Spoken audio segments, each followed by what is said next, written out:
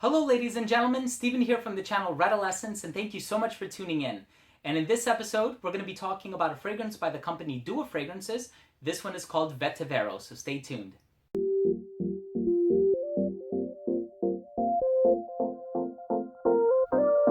Now this fragrance was released in 2017. The perfumer for this fragrance is Massam Raza. Admittedly, he's not a chemist, but he does have the creative direction over what the fragrances are going to smell like. There are two categories of fragrances in the Dua line. So you have the inspired expressions, which are made to be more affordable versions of more popular fragrances. And then you have original releases. And this one here is an inspired expression, although I have never tried the fragrance that it's supposed to be a mock of.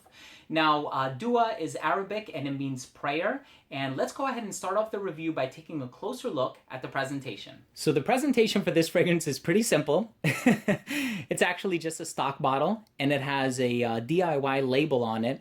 I like how the labels are improving little by little. I have a few of their fragrances. Let me see if I can pull this one up. So here's another one that I have. And I just like how there's a different graphic on the back to sort of differentiate the various fragrances. And this is the old cap. This is the new cap, which I think is a really cool improvement of the presentation. The atomizer works really well, wide distribution. And let's go ahead and continue with the smell. Now, as soon as you spray this fragrance on, you are going to get a blast of vetiver, just like the name implies. Vetivero, it's a very clean but creamy vetiver fragrance. And immediately, it reminded me of two other fragrances that I have in my collection. The first one is Infusion de Vetiver by Prada, which I absolutely love. And the second one is Guerlain's Vetiver. Now, it's not a squeaky clean vetiver like Mugler Cologne or Original Vetiver by Creed. And it's also not something dark and resinous like Encre Noir by Lalique or Sycamore by Chanel. This one is a masculine, refined vetiver like Guerlain's Vetiver.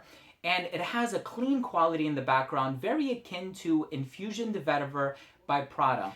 What I like about this fragrance is that it's crisp, it smells natural, it's a very defined vetiver note, but it does things differently from other vetiver fragrances that I have in my collection.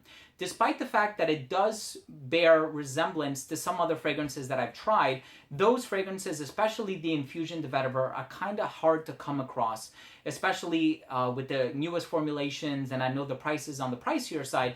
So for something like this, it is a more affordable version of it. And I'm going to leave all the links down below. So if you are interested in seeing the different prices of their the fragrances that they carry, you may do so in that manner. But I really like wearing this one because it has a masculine vibe to it. It is refined, it's classy, but it also has this clean, creamy quality about it. I don't know if there's any tonka bean in here, but when it does dry down, it has a little bit of that creamy sweetness, which I could only attribute to the note of tonka bean.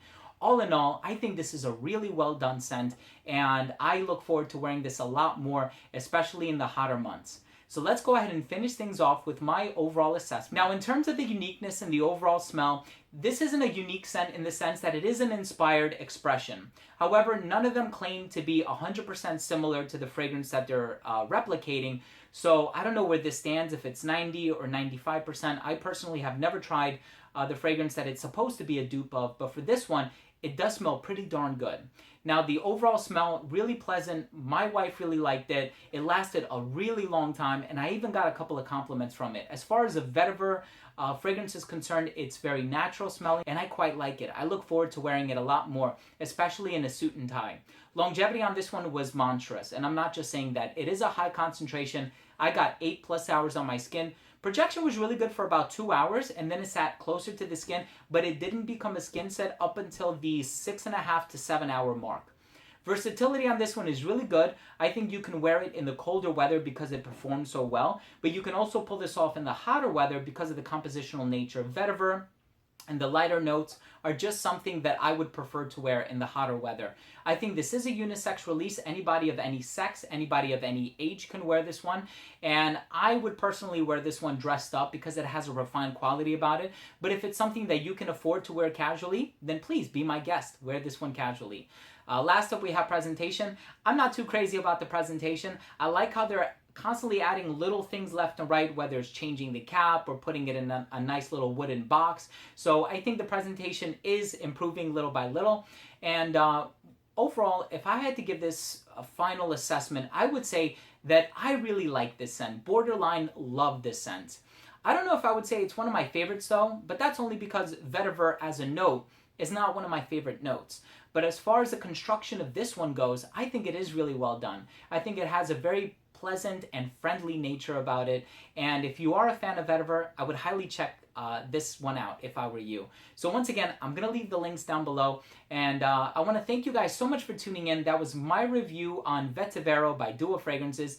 If you own or have tried any fragrance by this company, let me know what it is. Leave your comment down below. What is your favorite fragrance from this company? Also, please don't forget to subscribe for future videos. And remember to enable notifications by clicking on the bell. This way you never miss any of my future content. Thanks again for tuning in, and we'll see you in the next episode. Take care.